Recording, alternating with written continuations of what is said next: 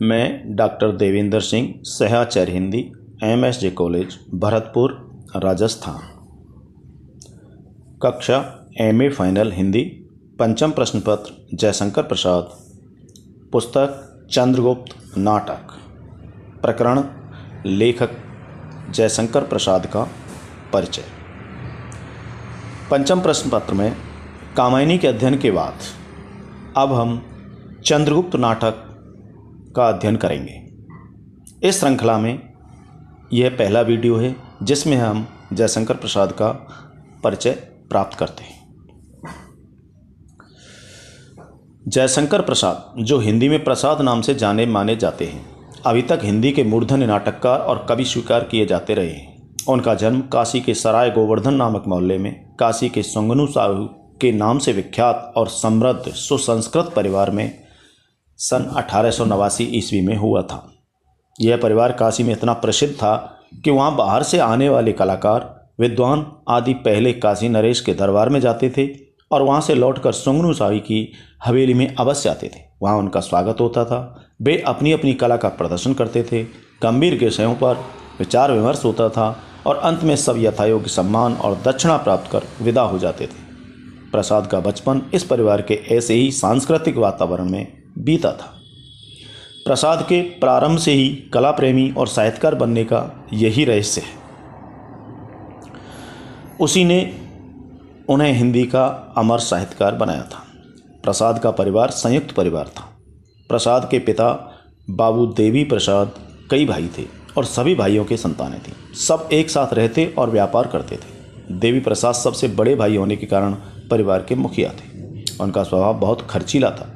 फलस्वरूप उनकी मृत्यु के समय परिवार पर काफ़ी कर चढ़ा हुआ था। देवी प्रसाद के 2 पुत्र थे, बड़े शंभुरत्न, छोटे जयशंकर प्रसाद। पिता की मृत्यु के बाद नवयुवक शंभुरत्न परिवार के मुखिया बने। वह भी पिता के ही समान खर्चीले होने के कारण खूब खर्च करने लगे। यह देख चाचाओं ने पहले तो उन्हें समझाया और न मानने पर विरोध करना आरंभ कर दिया, जिसने आगे चलकर गृह कलह का रूप धारण कर लिया। परिवार में परस्पर मुकदमेबाजी आरंभ हो गई, जिसने परिवार की आर्थिक स्थिति को और अधिक खराब कर दिया। शंभुरत्न की कुछ वर्ष बाद ही मृत्यु हो जाने से परिवार का सारा भार 17 वर्षीय किशोर जयशंकर प्रसाद के कच्चे कंधों पर आ पड़ा। परंतु प्रसाद घबराए नहीं। उन्होंने बड़े साहस और सूझबूझ के साथ परिवार की समस्याओं को सुलझाया, कर्ज चुकाया और व्यापार को संभाल लिया। यह सब करने में उन्हें एक लंबे समय तक चिंता और उलझनों का सामना करते रहना पड़ा। बचपन में प्रसाद को घर पर ही पढ़ाया लिखाया जाता रहा। कुछ बड़े होने पर उन्हें काशी के क्वींस कॉलेज में दाखिल करवा दिया गया। अभी वह 12 वर्ष के ही थे कि पिता की मृत्यु हो गई। बड़े भाई ने उन्हें कॉलेज से हटाकर व्यापार का काम सिखाना प्रारंभ कर दिया और उन्हें घर पर ही पढ़ाने के लिए शिक्षक नियुक्त कर दिए। प्रसाद उनसे हिंदी, संस्कृत, उर्दू और अंग्रेजी पढ़ने लगे। घर पर पहले के ही समान कवियों, कलाकारों का आना जाना लगा रहता था। उस वातावरण में रहते हुए प्रसाद भी तुकबंदियाँ करने लगे और कुछ समय बाद अच्छी कविता लिखने लगे। बड़े भाई शंभुरत्न का भी देहांत हो जाने के बाद प्रसाद के महान गुणों का प्रस्फुटन होना आरंभ हुआ। वह जीवन की विषमताओं के विरुद्ध संघर्ष करते हुए निरंतर साहित्य सर्जन में लगे रहे। वह 15 वर्ष तक लगातार उनसे जूझते रहे। इस बीच उन्होंने लड़खड़ाते व्यापार को संभाला, अपना विवाह किया, कर चुकाया, मुकदमेबाजी से निपटे। इस पूरे समय तक वह मानसिक रूप से काफ़ी परेशान बने रहे। उनकी उस मानसिक विक्षुब्धता की गहरी छाया उनके उस काल में रची गई अनेक कृतियों में उभरती दिखाई देती है। इस संघर्ष ने उन्हें चिंतनशील बना दिया, उनके दृढ़ व्यक्तित्व का निर्माण किया और जीवन और संसार के संबंध में उनकी एक निश्चित विचारधारा का निर्माण करने में सहयोग दिया। उनका व्यक्तित्व क्रांतिकारी और संघर्षशील बन गया, जिसमें एक मधुर शालीनता भरी दृढ़ता प्रधान रही। प्रसाद अध्ययनशील थे। उन्होंने संस्कृत साहित्य, इतिहास, पुरातत्व आदि का विस्तृत और गहन अध्ययन किया था, जिसने उन्हें इतिहास को परखने की एक सूक्ष्म और गहरी अंतर्दृष्टि प्रदान कर दी थी। जब उन्होंने अपने नई ढंग की रचनाओं को लेकर साहित्य के क्षेत्र में प्रवेश किया तो उनके साहित्य के नए रूप और नए स्वर को देख सुनकर साहित्य के पुराने महारथी चौंक उठे थे। उस समय आचार्य महावीर प्रसाद द्विवेदी सरस्वती के माध्यम से हिंदी साहित्य का निगमन और पथ प्रदर्शन करने में जुटे थे। उन्हें प्रसाद साहित्य का यह नया स्वर पसंद नहीं आया और उन्होंने प्रसाद की उपेक्षा करनी आरंभ कर दी। परंतु प्रसाद ने विरोध अथवा संघर्ष के सम्मुख झुकना या पीछे हटना नहीं जाना था। उनका स्वभाव था कि वह अनुचित विरोध का उत्तर नहीं देते थे।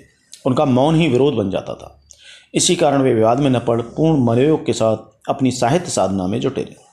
उन्होंने कविता को नया स्वर और रूप दिया, गद्य को मांस समाजकर उसे प्रांजल और सुसंस्कृत बनाया, नए ढंग की कहानियाँ और नाटक लिखकर इन दोनों क्षेत्रों में नई दिशाएं खोली। समष्टि रूप से उनका रचा संपूर्ण साहित्य अपनी गंभीरता, प्रांजलता, कलात्मकता, भाषा शैली, वैचारिक क्षमता आदि से इतना परिपूर्ण था कि साहित्य की स्थायी निधि बना हुआ और युग युग तक बना रहेगा। लंबे समय तक चलते रहने वाले पारिवारिक संघर्षों तथा अनथक साहित्य साधना ने प्रसाद के पुष्ट शरीर को जर्जर कर डाला था। वह बीमार पड़ गए। डॉक्टरों ने यक्षमा का मरीज घोषित कर दिया।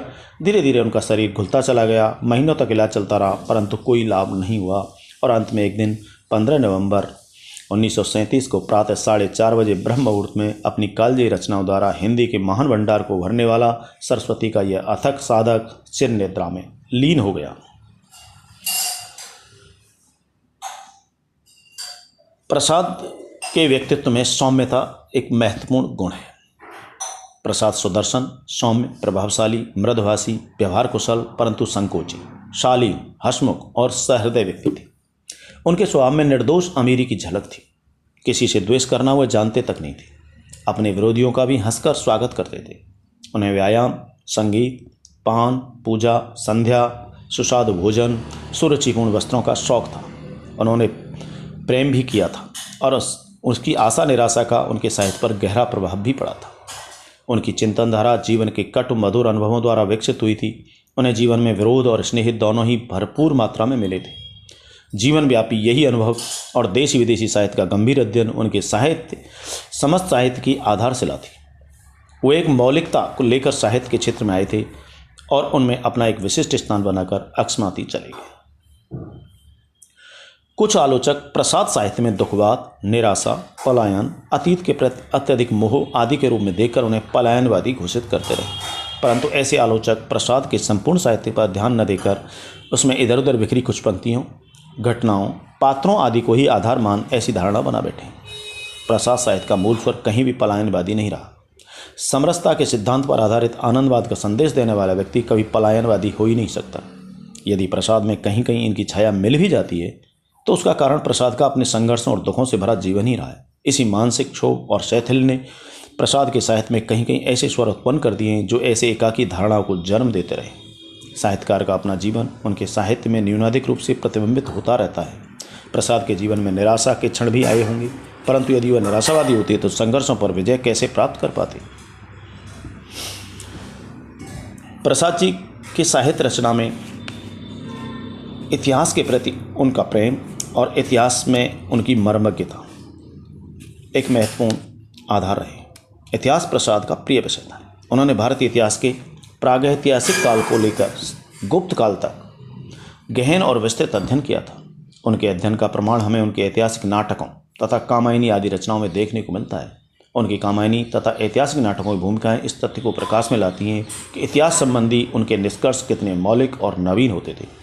परंतु इतिहास का अध्ययन तब तक पूर्ण नहीं माना जा सकता जब तक उसके साथ साथ दर्शन, समाजशास्त्र, धर्म आदि के विकास का अध्ययन न किया जाए।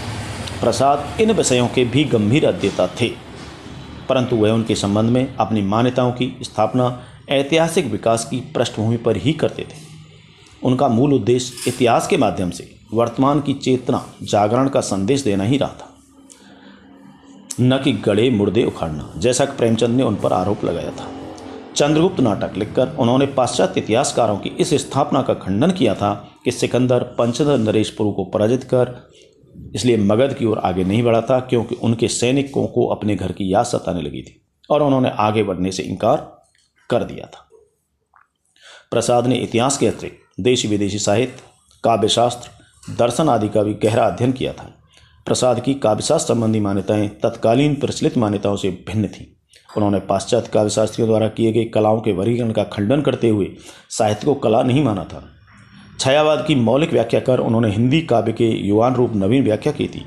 उनकी काव्यशास्त्र संबंधी मान्यताओं ने हिंदी काव्य की तत्कालीन नवीन प्रवृत्ति छायावाद को एक नवीन और पुष्ट रूप प्रदान किया था।